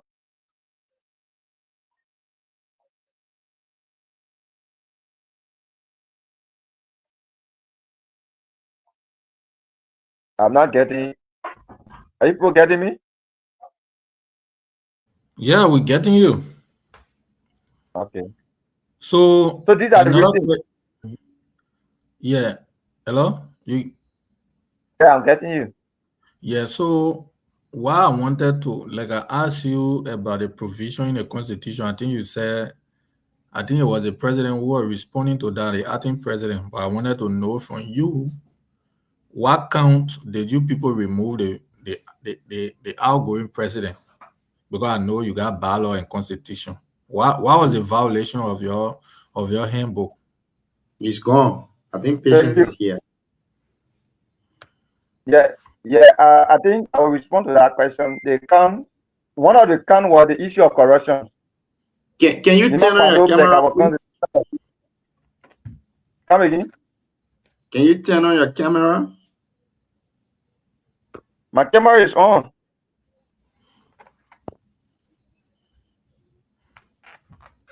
Okay, go ahead. Go ahead. Yeah, so one of the aspects of the count that led to the removal of the president was the issue of corruption. The constitution that got and that guarding Nima Kwado, he talked about, the issue of going against the issue of corruption. So we found that with all of those things that we said, the presidents who spread the why the institution cannot be a financial secretary at the same time, cannot be the treasurer at the same time, cannot be, the liaison for every aspect, for every transaction for Nima Kwado at the same time. That alone is why corruption. So we said no. If we will have a leaders that will be involved with, taking over every aspect of Nima Kwado activity without giving responsibility to other, members, other executive members, other national leaders to play their role, we believe that that leader is meant for, a serious business in Nima Kwado. So these are some of the things. The issue of corruption, number one. The issue of lack of leadership ability that had to do with he refused to take the organization to convention. On the time the former president, Mr. Fayale, came to power, 2023, Nima Kwado is here to go for a convention. These are all violations of the constitution of our organization. So we said, no, we cannot continue to afford this and make our people to live in doubt while the organization has been struggling more. So these are the points.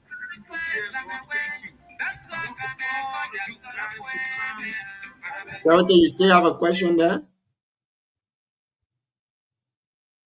Well, he's the youth chair, so I mean, we actually, we wanted to have a basic insight of what is obtaining in the organization, but the acting president network is bad tonight, so probably we can reschedule them because for me, it's now a question. It's not really a question now because even the party to the outgoing president, after we should have, sufficient conversation with them. It's also important to have, to get his side because, those are institutions that people rely on. And they said they are non-political organization. Why because the role of Nima Kwado, they are everywhere. You go Grange there, you go Sino and other places, they are there. In the southeast, I can remember Senator Johnson intervened in the issue of Nima Kwado. I think it was in Bapulu. I think in 20, if I'm not mistaken, 2018 or 19. So it's a unique organization. So when you hear such organization that has to do with the county and representation and emblem in other counties, that nationally you hear the organization, you need to be, when it comes to stewardship, you need to account for that. So that's the side. I don't want to prejudge the outgoing president because you also need to give a side.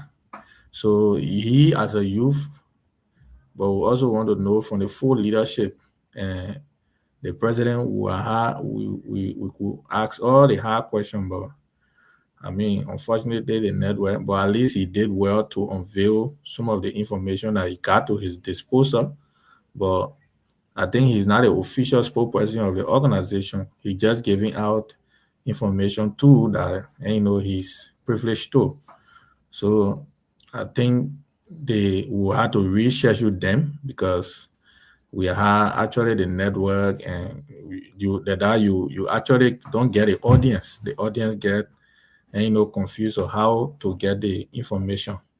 So I think he did well, but I think we encourage them to reappear once they are settled the network issue. Then we can rehost them. That's what I think we can do because even him, we also need to know what his position, whether he's part of a political party, and all of that. So we need to know. Thank you. For me, I'm not part of any political party. The fact is that Nima Kwado, the arrangement of our constitution, is prohibited. Some of us we are playing major role in the organization to be part of political, activity because in Nima Kwado we have all, politicians from different world of political party. In Nima Kwado, you will see people from Unity Party, you will see people from MDR, you will see people from CDC, you will see people from ANC.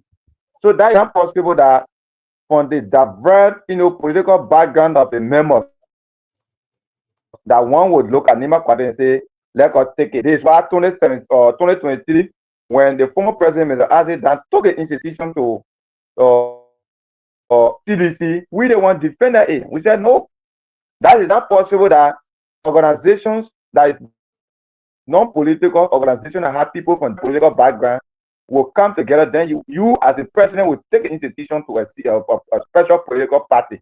We resisted that. And up to today, we still remain committed to what we said yesterday, that Nima Kwado is not political, because there's the only organization that will be speaking for the people of Nima. Like you rightly stated, when the listener Johnson was leaving, we went Bapuru. In fact, when we met one of our brother from Nima County, when he was shot by one Fula man. It was through the intervention of Nima Kwado when we got to Bopolu. The people said, send the guy, shot the guy, 3 days the man spent in the bush. So no way for all to even do something. We left there. We as a member of Nima Kwado, we left there. We generated almost 20, how they call it, we generated 20 gallons of fuel money. By the way, they put the guy on car. Unfortunately, when he came to JFK, he did not make it. We were there when Senator Johnson called. They called the county authority of Bapuru. In fact, when our presence to that place, it was something that every aspect of or health worker that was to that place, everybody was concerned. So Nima Kwade is an institution that stands for the people of Nima, whether you from Mano, you from Gio, you from Mandingo, and Whistle Trap. Whatsoever background you come from in Nima, our objective is to stand for the cause and also advocate for the people. So for us, we are not politicians. Why is true that everybody know who they support, but we cannot prioritize political activity over Nima Kwado. So for that, now I'm not a political party member, but rather full loyalty to Nima Kwado than any other thing. Thank you. Thank you so much for being here tonight, Emmanuel. Thank you, Jim. Thank you very much. I mean, we could have had, it was great from Emmanuel part. I appreciate him so much. But I think the president reappearing here will be great for us so that we can have insight about the issue currently ongoing in the Nima Kwado organization. And also because what I'm hearing is they have a fraction. They have those that are supporting the former chairman and those that are also supporting the current acting president. So it's like a fraction in the organization right now. But when we hear the both sides of the story, we are not judges. We are here just to make the necessary information to go out there to our people. Therefore, when we bring her and then she make all of the clarification, we will also have to bring the former acting president to also balance the story here on our platform. But again, it has been a wonderful time. Madam Lorena, let's go over to you. Tomorrow, I think Sarita will announce the guest for tomorrow. But before he does that, let's hear you in conclusion. Yes, so it was good that the president and the acting president and youth chair appeared. But what I would like to say is Nima Kwado is a very unique and Nima organization. And like everyone else has said, is in the 15 counties in Liberia. And so I want them to be careful how to go about this situation, patient, and though I'm older than her, but I call her my friend. We are, been close, and they have been encouraging me. She encouraged me. She one of those, and the guy who was just on, and another one called AB to be in Nima Kwado, to join Nima Kwado. And so, because this is about a country that we all love, and even the devil has a friend. So I wanted to be careful how they discuss it, because so that the people who still support find out whether it is just 5% or so that they can be split in the organization. So I think patient, I would suggest that she even avoid radio appearances. I will call her after here and instead try to, because she was very, very close to Fangalo. I don't know for now. And Sarah can attest to that. Even during the PYJ and their funeral, she was always advocating for, and Kwado need money to do this, Kwado need money to have their own celebration and XYZ. So I think she should be able to engage what he needs, Fangalo, to encourage him to come to remain on board. And then he can contest 2029, 2026, because in fact, he was also an acting president, because when they removed the other president by resolution in the same way, that's how Fangado came, so that they can go to convention, but then they didn't go to convention until almost 2 years. So I will ask her to encourage him to remain, and then he can go to convention and test his strength. Now, when you are elected, people not just wake up one morning and want to remove you by resolution. So that's what I want to say to them. I will also reach out to the youth secretary so that they can be very careful. And I don't have Fangado number. I will try to get more patient and reach out to him so that it does not end up having 5 different Kwado around here. So that we can get remain one Nima Kwado, and the strength that we have is in our number.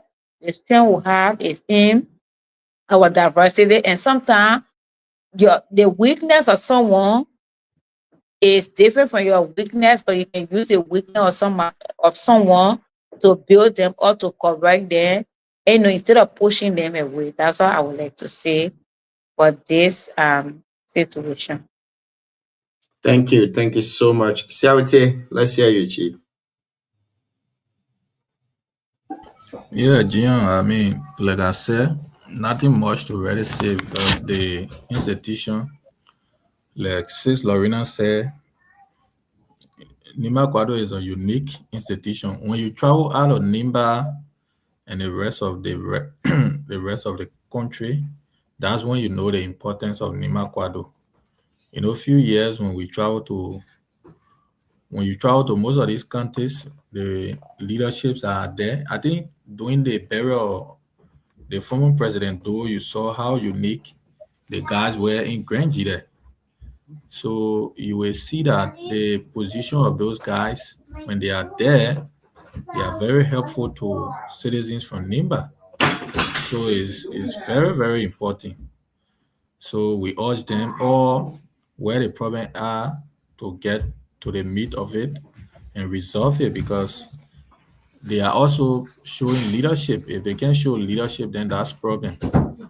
So they got to be a little slower in some of the decisions they are making, because if the previous president was acting, and then the current guy who was there, they removed, he was acting, and then you have somebody again coming to act, then I mean the leadership now, they had to, then there needs to be an overhaul. So, but on the overall, what we can say is they need to resolve most of the things in-house, because when you try to do it that way, then it becomes political. Then you don't have the essence of why you form, the organization. I mean, I listened to the youth chair talking about somebody going to join solidarity movement, the other movement. I mean, you could be. That's why I asked them for the constitution or the bylaw, because somebody being part of Kwado does not prevent them to join association or institution. No. The only thing is you don't carry the institution as for me, what I see is that you don't carry the institution, the ballet, in the name of the institution to say, oh, Nimba Kwado support this candidate for this election. No. But individual within the institution have the will to support who they want to support. So they also need to be a little careful as to how they address, those situations. Because a few months back, when we were on the steering committee for our late godfather, I remember the current treasurer, she was one of the lead advocates for Nimba Kwado. I did not know that she was even part of the leadership. So later they all know that she was even part of the leadership, and she hold key position in the leadership. So they all, have worked together for a number of years. But they need to be careful to not, kill a vision, of establishing the institution. So that's where I will aim for now. So, like I was saying, Jion, from my intro before patient came in, there are a lot of issues in the country that require serious conversation, and we are very hopeful that we have on our Prince Howard send the stuff in the chat room there, where the JEP had to respond today is it has become the general conversation now in the country about the Yaslon clinic. So I'm very hopeful tonight we're behind the scene to see how Mr. Howard can respond to what he said in Yaslon and also the business environment in the country. So I think you didn't follow the program in Yaslon, but to just hint you, it was about the official opening of the art clinic. Well, when you enter Yasno, you go into Walls Bank or Secretary way there. The big brother Roosevelt, he built a clinic for the people there. So he got to JEP as to how he can get electricity to the facility. But the total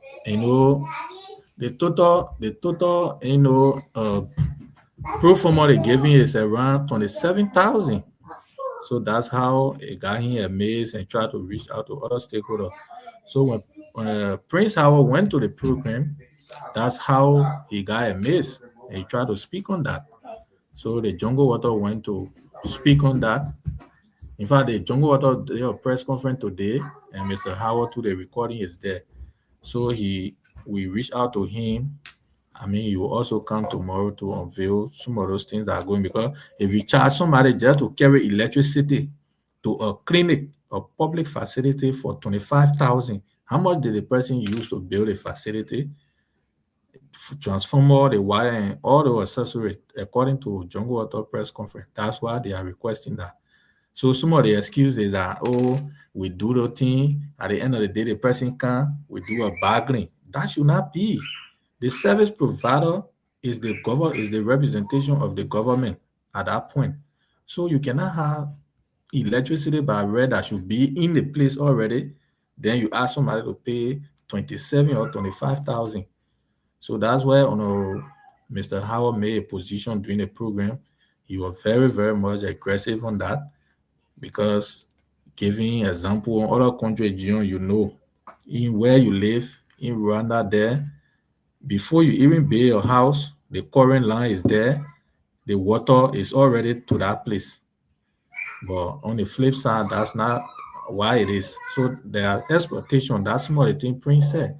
So we hope tomorrow he will be here to unveil why he has, or what his view on some of those things that are happening in the country with the business climate and all of that. So we are hopeful. Tomorrow we might have him. I'm very sure that we'll have him tomorrow, because he's building the longest building now in the county.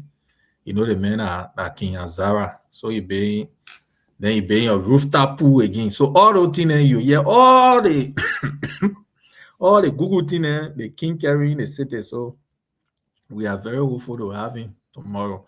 So that's how JEP, when he speak, we'll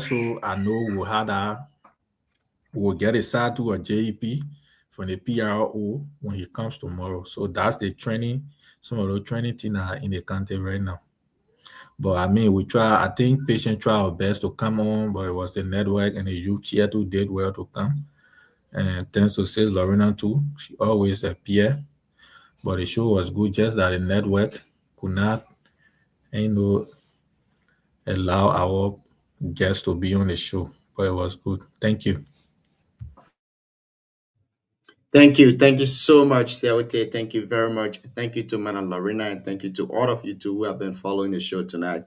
Like Seote said, we'll be here tomorrow, and we will be hosting Mr. Prince Howard, the CEO of Avino Hotel Incorporated or Limited. Will be our guest here tomorrow. We'll be discussing business issues in Nema County. Thank you guys for being here tonight. Thank you.